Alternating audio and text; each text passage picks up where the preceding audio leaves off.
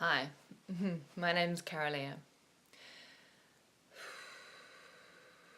I want to talk to you today about self-love. Huge topic, big topic. And to do that, I really need to center in and to tune in, like to be in this space. So I'm just going to take a moment to do that right now. Just turn this slightly. Let's see that, rose quartz. Okay.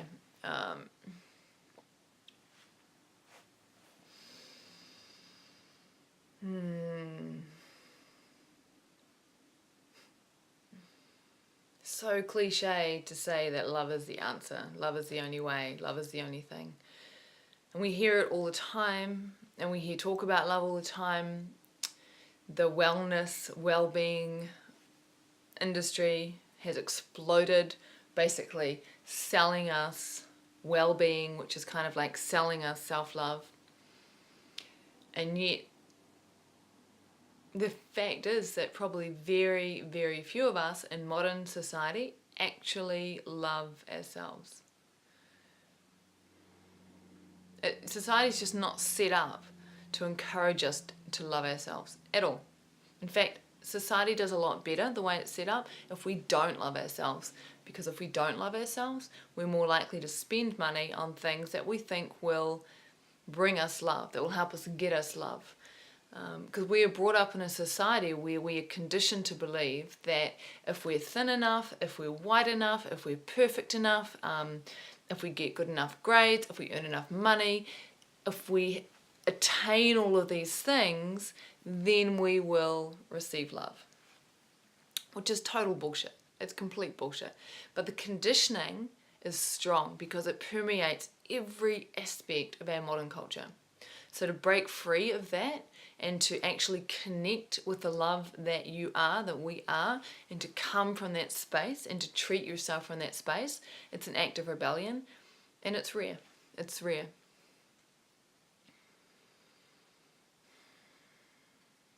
So in a way, self-love is an oxymoron because at our core, we are love. There is nothing else. It is just who we are. We cannot be anything else.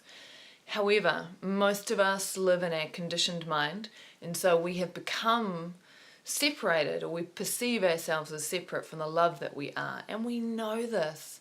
Like, we feel it on a deep cellular level. We know that something is wrong, that something is missing, and we mistakenly think that it's outside of us, that love is something that exists outside of us, and it's something that other people give to us.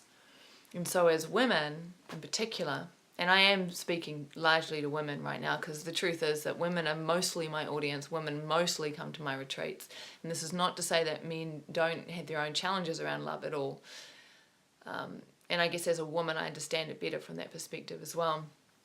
But as women, we are conditioned to give and give and give and give of ourselves, to give love to other people.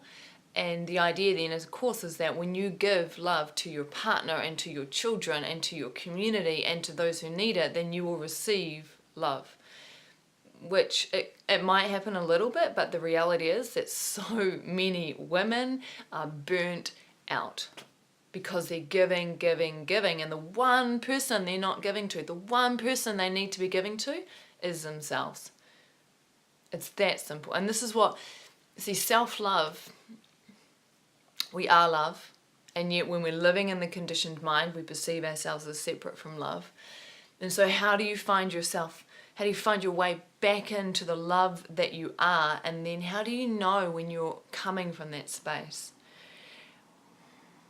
When you are coming from an empowered space of love, you will always, always put yourself first.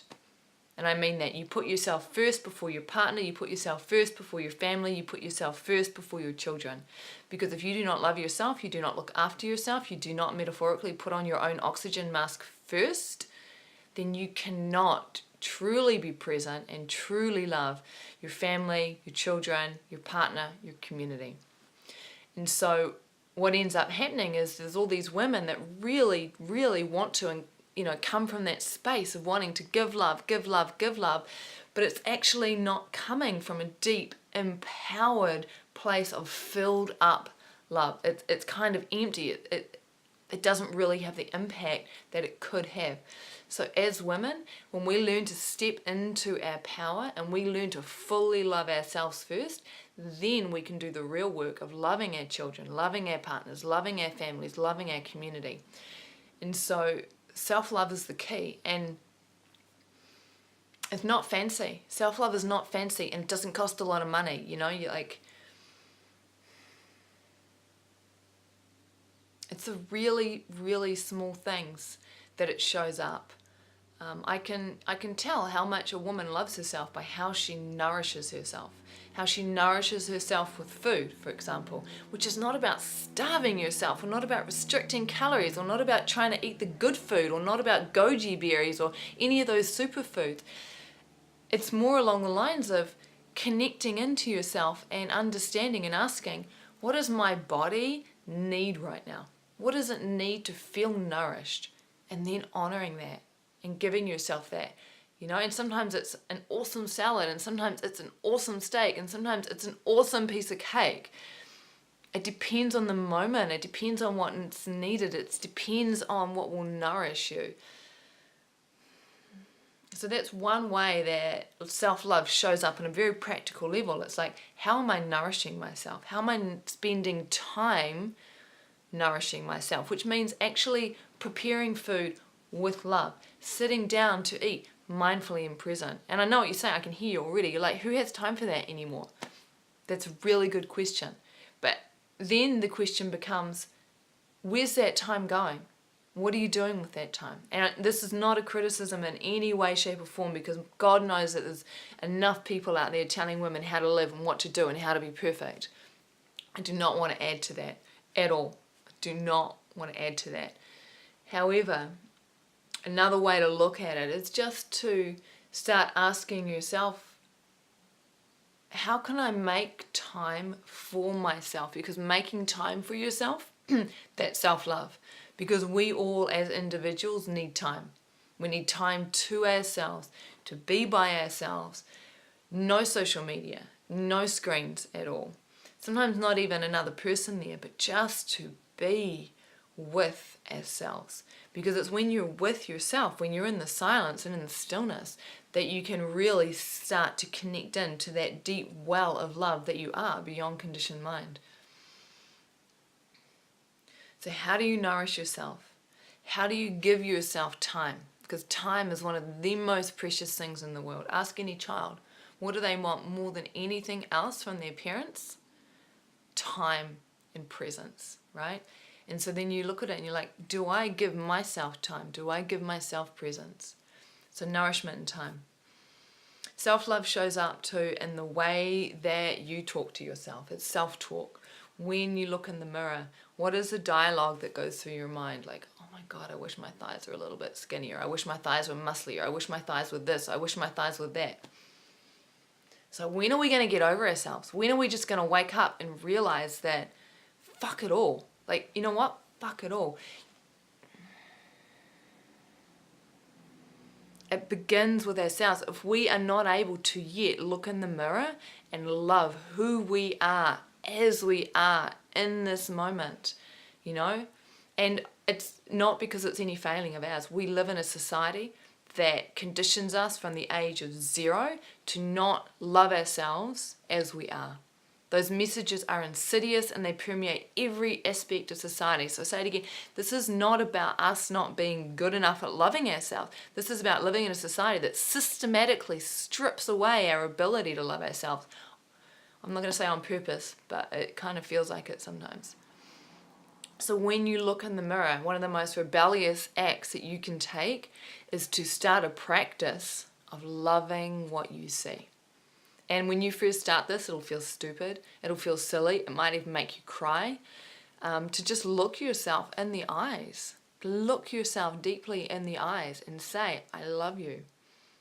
You know, and to say that, I love you. And to say that, I love you. And to say that, I love you. Over again, over and over, until maybe 2 or 3 minutes has gone past. And there is an alchemical process that will begin to happen when you do this. You will start to realize perhaps that you don't, or you haven't been loving yourself.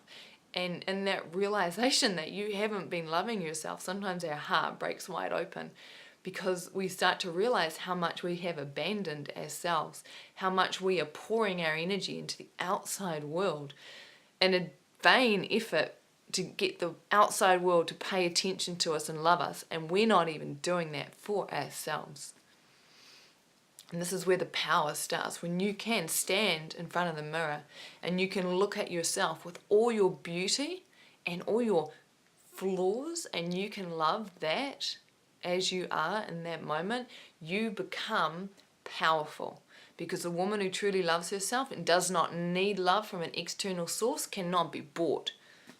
Right? She will not get into a relationship that does not respect her, that does not honor her, that does not love her, because she is not seeking love from an external source anymore. She is loving herself deeply, connecting to the love that she is, and realizing that because she is love and then she gives herself to love, it becomes this feedback loop, and then love just permeates out of her.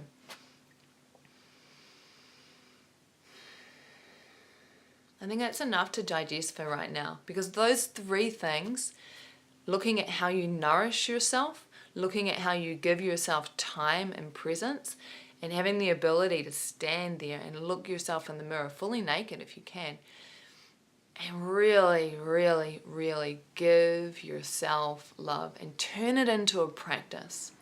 You know, and all that energy that you pour into other people and into social media and into seeking, turn it around, pour it into yourself.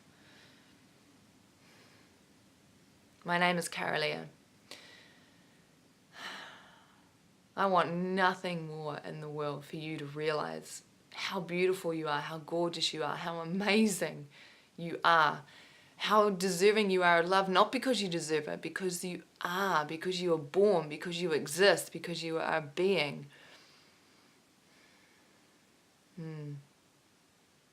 Much love. Much, much, endless, infinite, abundant, unconditional love to you as a being.